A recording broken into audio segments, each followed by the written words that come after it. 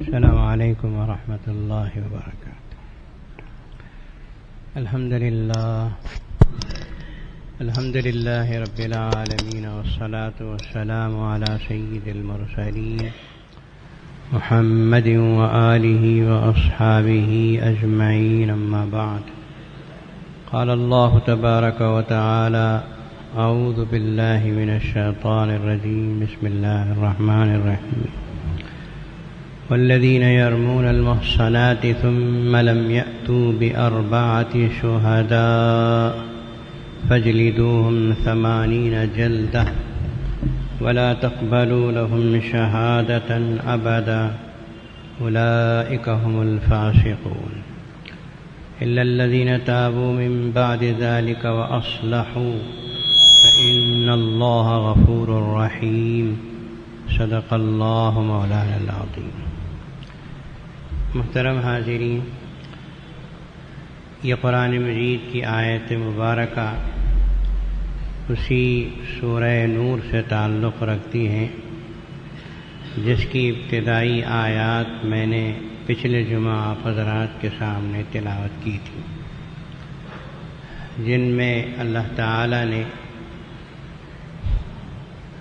ان مردوں اور عورتوں کے احکامات بیان کیے جو مرد اور عورت زنا میں مبتلا ہوتے ہیں، ان کی سزا شریعت نے، قرآن مجید نے جو مقرر کی، اس کو اللہ پاک نے بیان فرمایا۔ اس آیت مبارکہ میں دوسری بات ہے، یعنی زنا ہی سے متعلق دوسرا حکم اللہ تعالی نے نافذ فرمایا۔ ارشاد فرمایا ہے کہ والذین یرمون المحصنات، وہ لوگ جو کسی پاک دامن عورت پر جھوٹا الزام لگاتے ہیں زنا کا، ثم لم یأتوا بأربعة شہداء، جھوٹا الزام لگا دیا یا الزام لگایا، اسے ثابت کرنے کے لیے 4 گواہ پیش نہیں کیے۔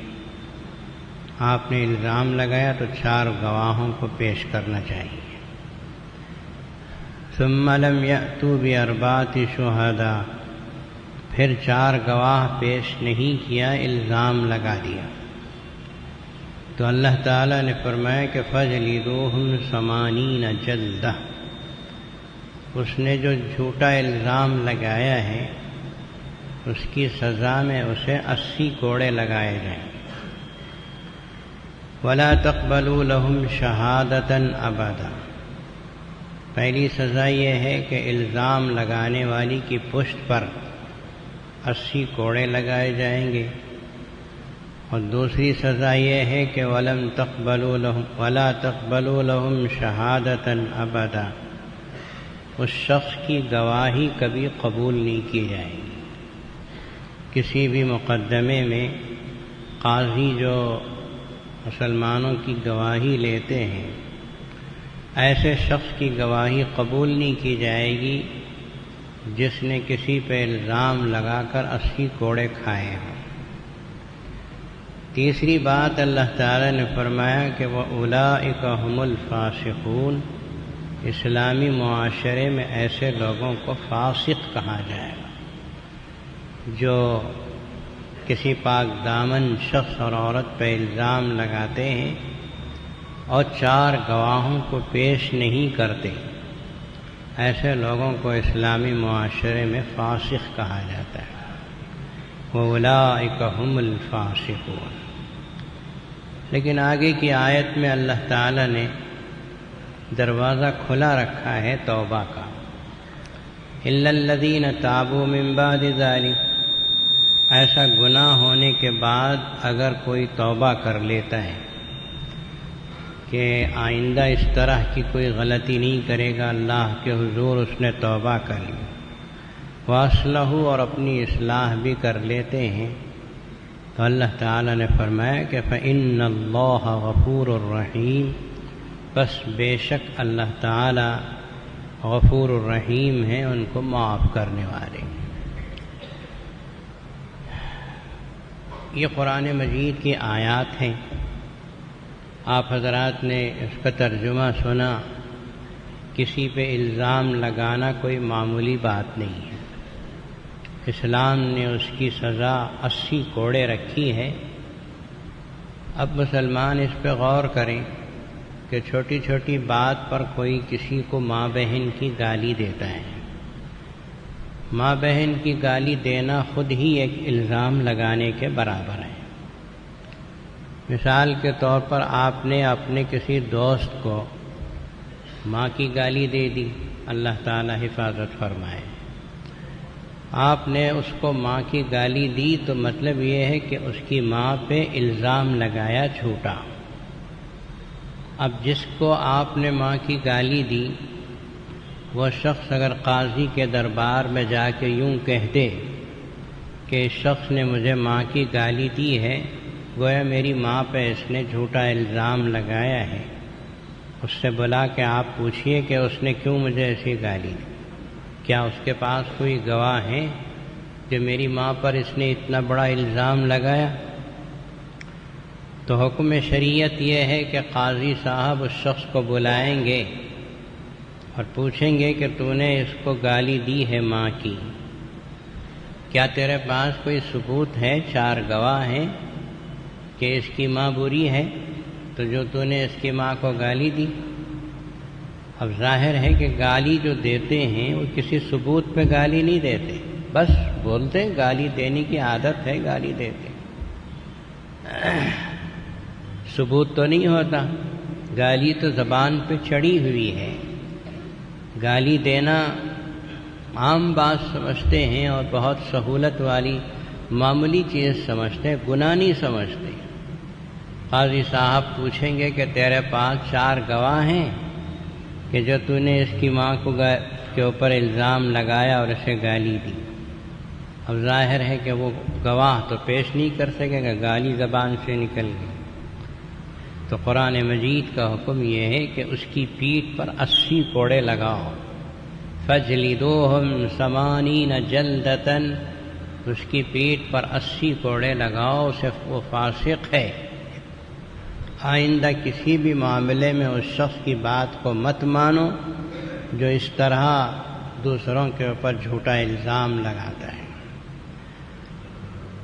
یہ ہے الزام کی حقیقت کہ کوئی کسی کو ماں کی گالی دے دی، بہن کی گالی دے دی، اس نے اس شخص کو پریشان کرنے کے لیے یہ کسی غصے میں گالی دی، لیکن اس گالی کے پیچھے جو ہے وہ الزام چھپا ہوا ہوتا ہے، اور وہ قرآن مجید کی اس آیت شریفہ کی زد میں آئے گا اور اس کی پیٹھ پہ 80 کوڑے لگائے جائیں گے۔ اسی لیے تو کہتے ہیں کہ زبان کو کنٹرول میں رکھو، وہ جو گالی آئے زبان پہ بکتے مت چلے جاؤ کہ ہر لفظ کا کوئی نہ کوئی بیک گراؤنڈ ہے، جو لفظ تمہاری زبان سے نکلتا ہے اس کا کچھ نہ کچھ اثر ہوتا ہے، بیکار نہیں جاتا۔ نبی پاک صلی اللہ تعالی علیہ وسلم نے ارشاد فرمایا کہ سباب المسلم فسوق وقتالہ کفر، کسی مسلمان کو گالی دینا آدمی کو فاسق بنا دیتا ہے۔ آپ نے گالی دی، کوئی اچھی گالی دی سمجھیے تو سمجھ لینا چاہیے کہ آپ پر فسق کی مہر لگ گئی، فاسق ہیں، توبہ کرو اللہ تعالیٰ کے حضور۔ تو مسلمان کو گالی دینا فاسق بنا دیتا ہے، وقتالہ کفر، اور کسی مسلمان کو قتل کرنا جو ہے وہ تو کفر کی بات ہے۔ ان دونوں چیزوں سے مسلمانوں کو چاہیے کہ وہ بچیں اور اپنی حفاظت کریں۔ تو وَلَا تَقْبَلُوا لَهُمْ شَهَادَةً أَبَدًا، ایسے شخص کی کبھی گواہی نہیں قبول کی جائے گی جو اس طرح کی گالیاں اپنی زبان سے بکتے ہیں جس سے مسلمانوں پہ الزام لگتا ہے۔ یہ اللہ تبارک و تعالی نے سورہ نور کے ابتدائی آیات میں ارشاد فرمایا، اور پھر اس کے بعد والے رکوع میں حضرت عائشہ صدیقہ رضی اللہ تعالی عنہا کا واقعہ بیان فرمایا کہ حضرت عائشہ صدیقہ رضی اللہ تعالی عنہا پر لوگوں نے غلط الزام لگایا تھا۔ حضرت عائشہ صدیقہ رضی اللہ تعالی عنہ نبی پاک صلی اللہ تعالی علیہ وسلم کی چہیتی بیوی ہے۔ نبی پاک صلی اللہ علیہ وسلم نے جتنے نکاح کیے ہیں وہ ایسی عورتوں سے نکاح کیے ہیں جو سیبہ تھیں، پہلے سے شادی ہو کے جن کے شوہر انتقال کر چکے تھے، عمر والی تھی، جیسے حضرت خدیجہ الکبریٰ رضی اللہ تعالی عنہ ہیں کہ ان کی عمر مبارک 40 سال کی تھی اور رسول اللہ صلی اللہ علیہ وسلم 25 سال کے تھے۔ اللہ کے نبی نے ان سے نکاح فرمایا۔ لگ بھگ اس کے بعد جتنے نکاح آپ علیہ الصلاۃ والسلام نے فرمائے سارے ہی نکاح ایسے ہی ہیں، اور سب کے سب نکاح کسی شریعت کی مصلحت کے پیش نظر کیے ہیں۔ وہاں ایسا کوئی مقصد نہیں تھا کہ عورت پر عورت جمع کیے جا رہے ہیں۔ اللہ تعالیٰ کے حکم سے جس بیوی سے بھی آپ نے نکاح کیا یا آپ کی جو بھی بیوی بنی، اس کے پیچھے بڑی بڑی مصلحتیں ہیں، اور قیامت تک کے لیے امت کو شرعی احکام پہنچانا بہت مقصد تھا۔ مثال کے طور پر حضرت جویریہ رضی اللہ تعالی عنہ ہے، یہ ایک یہودی سردار کی بیٹی تھی۔ حملہ ہوا، سب کے سب قیدی بن کر آ گئے۔ حضرت جویریہ بھی یہودی سردار کی بیٹی تھی۔ اللہ کے نبی صلی اللہ علیہ وسلم نے ان سے نکاح فرمایا۔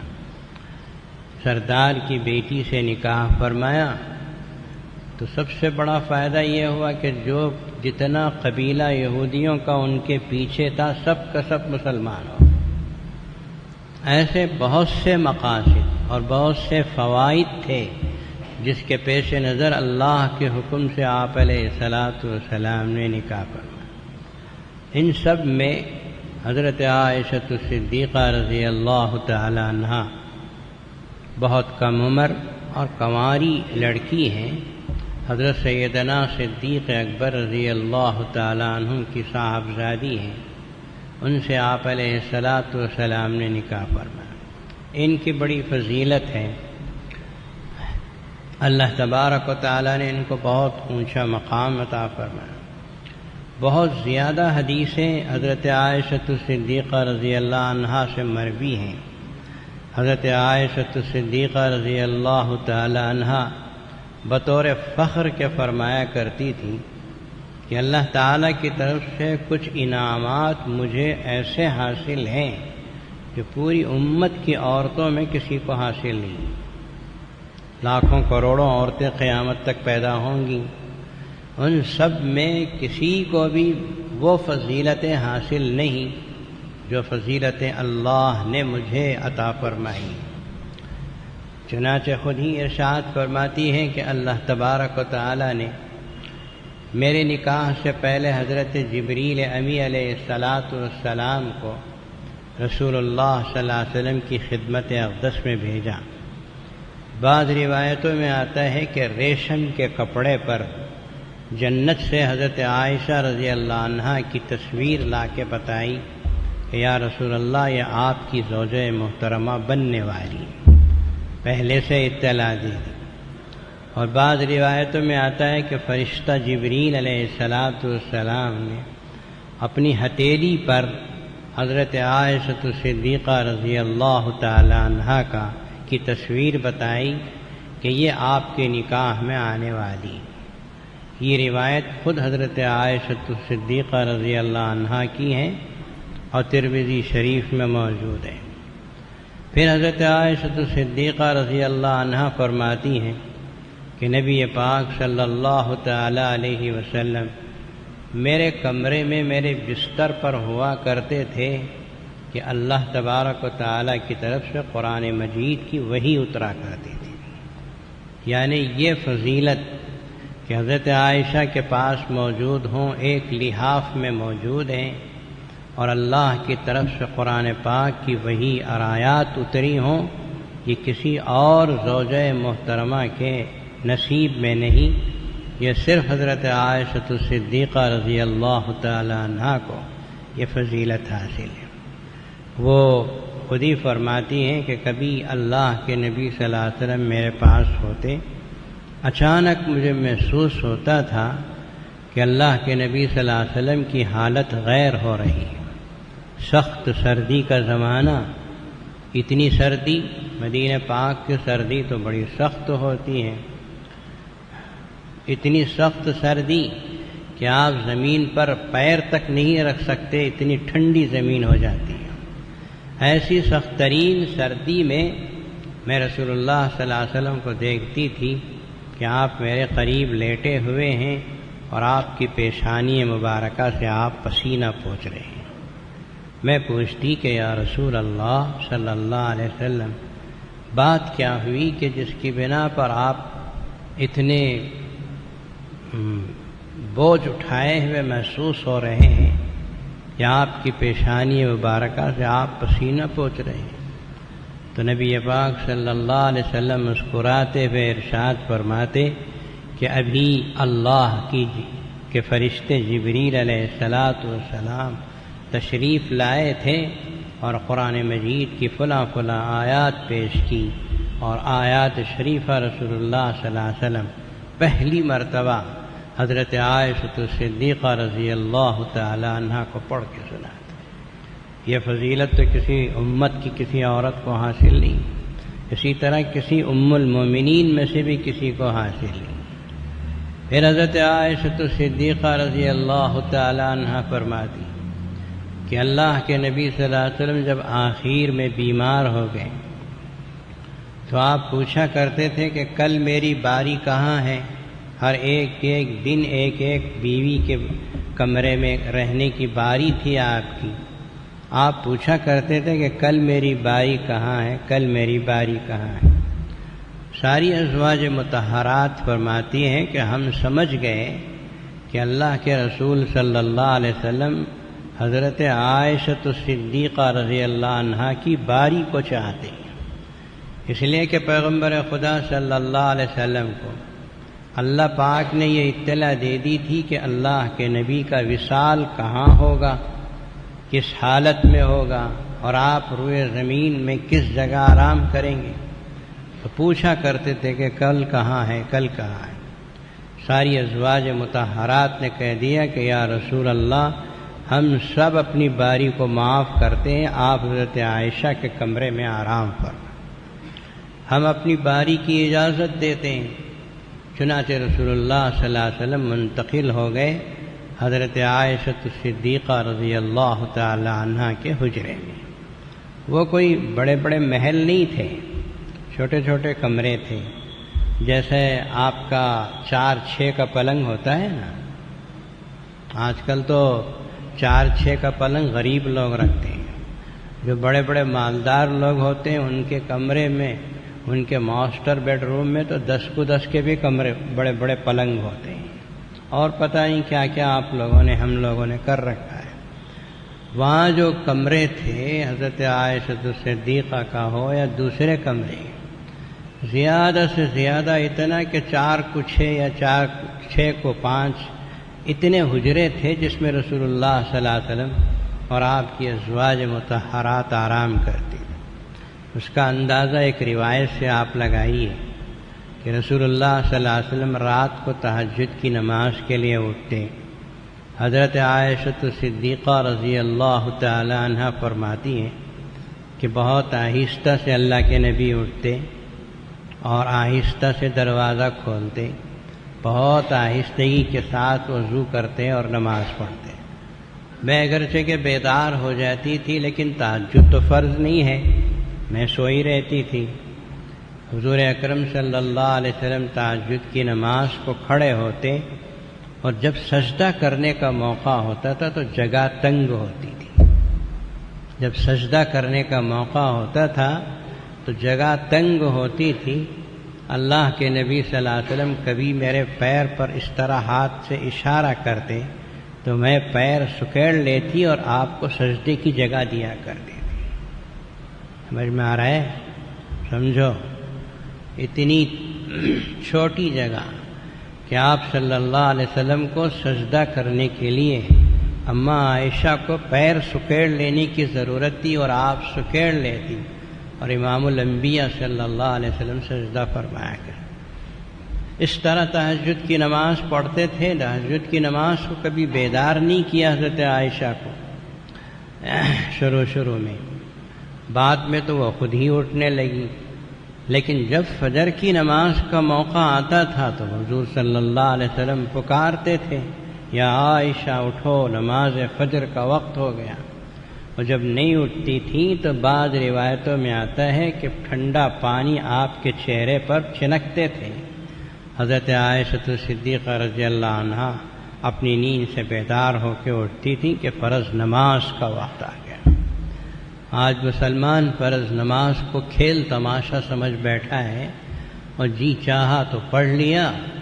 بیوی سوئی ہوئی ہے، ارے سونے دو، جان سے پیاری بیوی نیند میں ہے، اس کو کیوں اٹھائیں؟ یا بیٹی سوئی ہوئی ہے، سونے دو، کیوں اٹھائیں، اس کو آرام کرنے دو۔ یہ نہیں ہے، ان کو جہنم کی آگ سے بچانا ہے تو ٹھنڈا پانی چہرے پہ انڈیل کے اٹھاؤ۔ یہی تو رسول اللہ صلی اللہ علیہ وسلم کی سنت و سیرت ہے۔ حضرت عائشہ صدیقہ رضی اللہ عنہ کے چہرے پہ ٹھنڈا پانی چڑھے، اور بعض روایتوں میں آتا ہے کہ کبھی کبھی حضرت عائشہ کو غصہ بھی آتا تھا کہ یا رسول اللہ آپ نے ٹھنڈا پانی میرے چہرے پہ چھنک دیا۔ وہ جوان تھی اور حضرت رسول اللہ صلی اللہ علیہ وسلم کی چہیتی تھی۔ پیغمبر خدا صلی اللہ علیہ وسلم مسکراتے اور فرماتے کہ یا عائشہ اس کے علاوہ کوئی چارہ کار نہیں ہے کہ تم فرض نماز کو نہ اٹھو اور میں تمہیں چھوڑ دوں۔ کیا یہ خیال ہے کہ حضرت عائشہ فرض نماز چھوڑ دیں گی؟ نہیں، واللہ یہ ہو ہی نہیں سکتا کہ حضرت عائشہ فجر کی نماز کو چھوڑ دیں، لیکن اللہ کے رسول صلی اللہ علیہ وسلم نے ان کو اٹھا کر امت کو سبق دیا ہے کہ تم بھی اپنی بیویوں کو ایسے اٹھاؤ جیسے امام الانبیاء صلی اللہ علیہ وسلم اٹھا رہے ہیں۔ تو حضرت عائشہ صدیقہ رضی اللہ عنہا کا کمرہ وہ چھوٹا سا کمرہ تھا، اس میں آپ منتقل ہو گئے۔ حضرت عائشہ صدیقہ رضی اللہ عنہا فرماتی ہیں کہ یہ سعادت اللہ نے مجھے بخشی کہ آخری گھڑیوں میں حضور اکرم صلی اللہ علیہ وسلم کا سر مبارک میرے زانوں پہ تھا اور آپ کو پریشانی تھی، سکرات کی تکلیف تھی۔ نبی پاک صلی اللہ علیہ وسلم کی روح قبض ہوئی تو آپ کا سر مبارک میرے زانوں کے اوپر تھا۔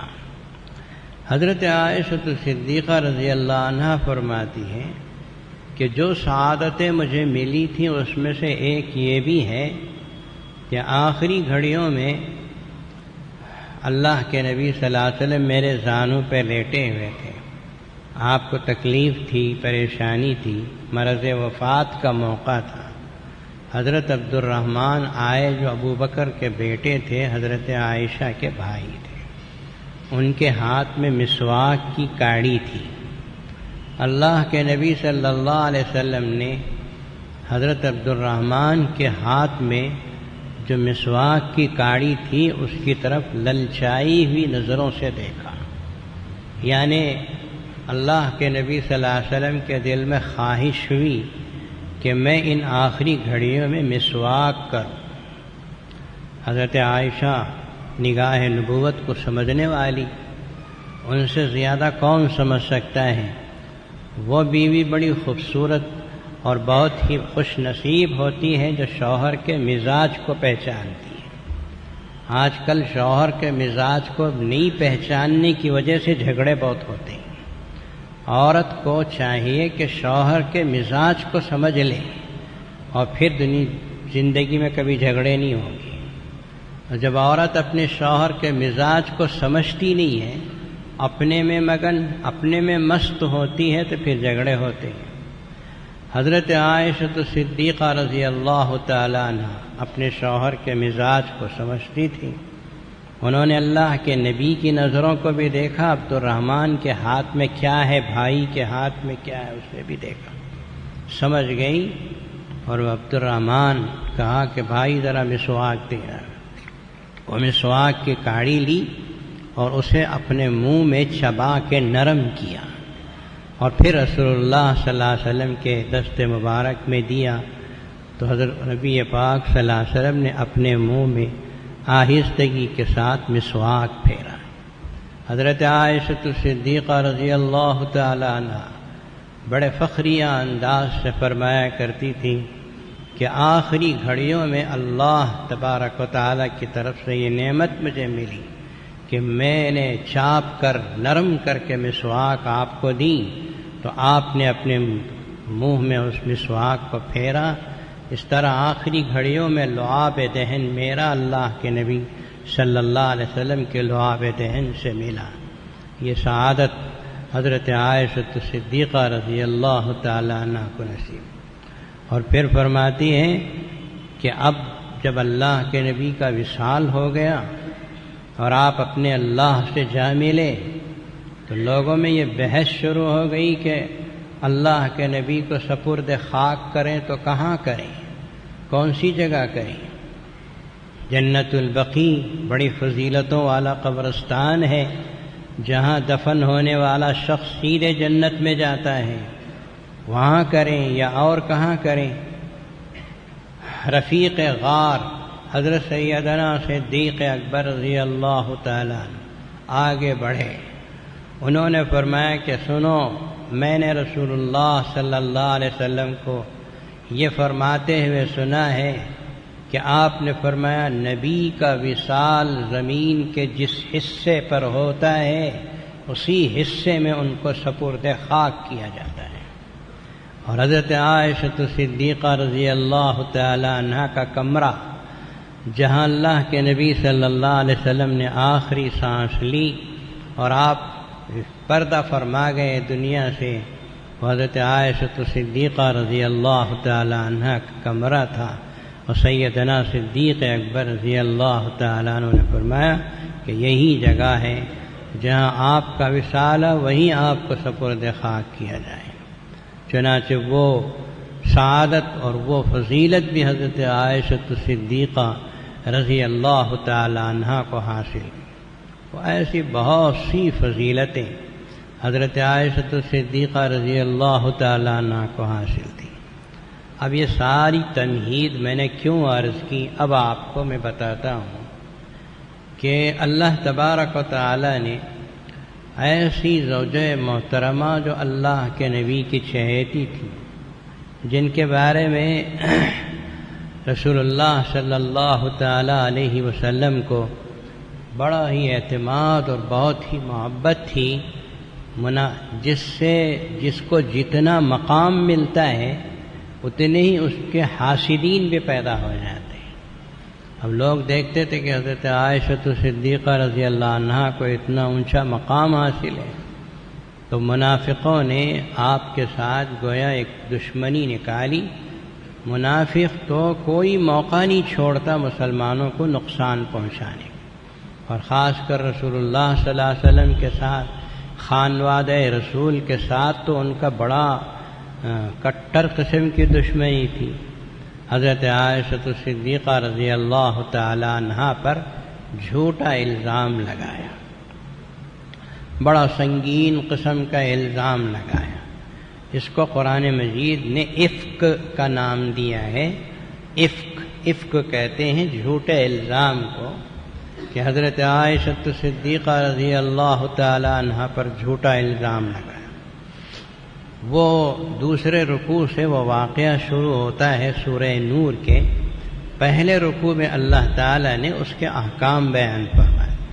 پہلا حکم بھی یہ بیان کر دیا کہ والذین یرمون المحصنات ثم لم یأتوا بأربعۃ شہداء فاجلدوہم 80 جلدۃ، جو پاک باز عورتوں کے اوپر الزام لگاتے ہیں، جھوٹا الزام لگاتے ہیں، ان کے پاس اس کے لیے کوئی گواہی نہیں ہے۔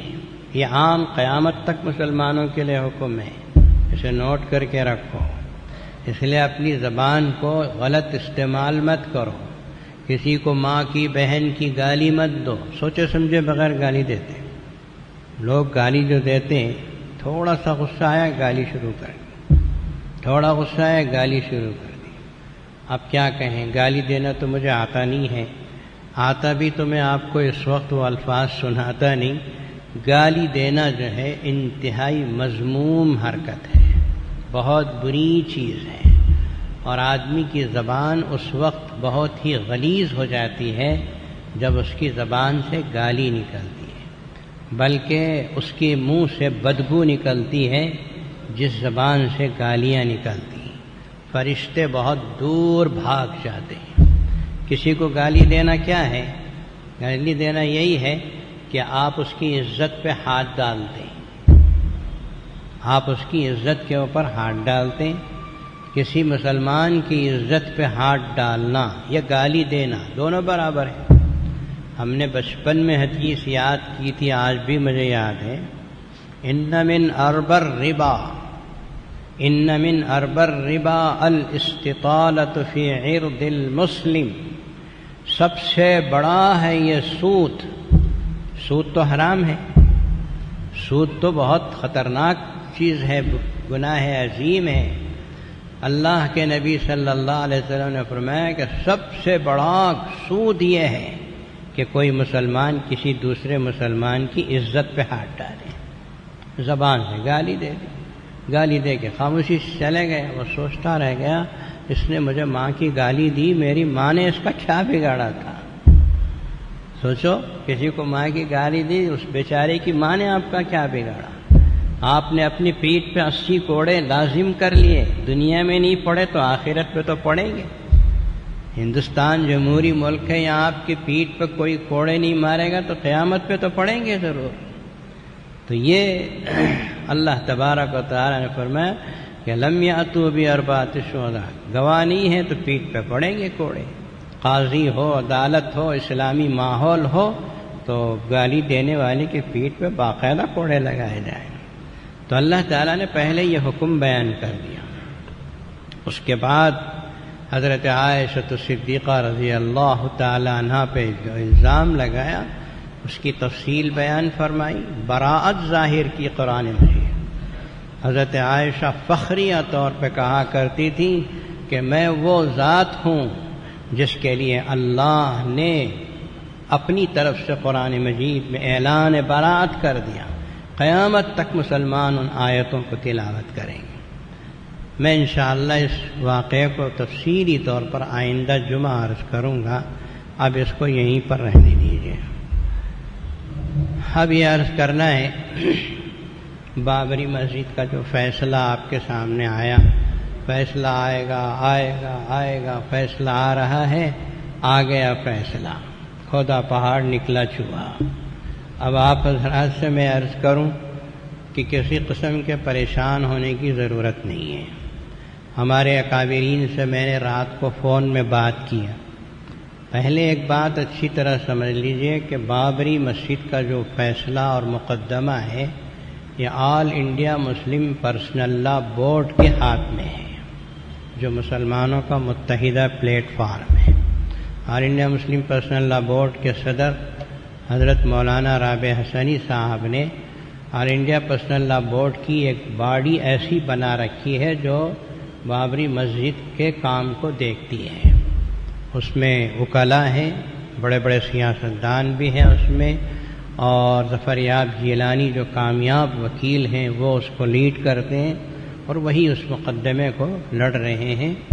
ہندوستان کے سارے مسلمانوں نے اس کے لیے پیسہ فراہم کیا ہے، بنگلور سے بھی اس کے لیے چندہ دیا گیا کہ لاکھوں روپے کا خرچ اس کے لیے آتا، بلکہ کروڑوں روپے کا خرچ آتا ہے، آیا ہے۔ تو اس کے ذریعے سے ہی کیونکہ آل انڈیا پرسنل لا بورڈ نے اس اہم معاملے کو اپنے ہاتھ میں لے لیا۔ اس لیے جتنے اخبارات نے مجھے فون کیا کہ مولانا صاحب یہ جو فیصلہ آیا آپ کا اس کے بارے میں کیا خیال ہے، تو میں سب کو ایک ہی جواب دیتا تھا کہ جو خیال ظاہر کریں گے وہ آل انڈیا مسلم پرسنل لا بورڈ کے علماء ظاہر کریں گے، دوسرا عام مسلمان کوئی بھی نہیں کرے گا۔ لیکن آپ کے لیے میں اتنا ضرور کہہ دوں کہ پہلی بات تو میں نے بارہا اس سے پہلے بھی کہی ہے کہ الہ آباد ہائی کورٹ کا فیصلہ کوئی آخری فیصلہ نہیں ہے، اس کے بعد سپریم کورٹ کا فیصلہ ہے، سپریم کورٹ پہ جائیں گے جہاں حق و صداقت کے اوپر ہمارا حق ہمیں ملنے کی امید ہے۔ بہت بار ایسا ہوا ہے کہ نیچے کے کورٹوں نے جو فیصلہ کیا اس کو لے جا کر سپریم کورٹ میں رکھا تو بہت ہی عمدہ طریقے پر مسلمانوں کو حق ملا ہے۔ انشاءاللہ اب بھی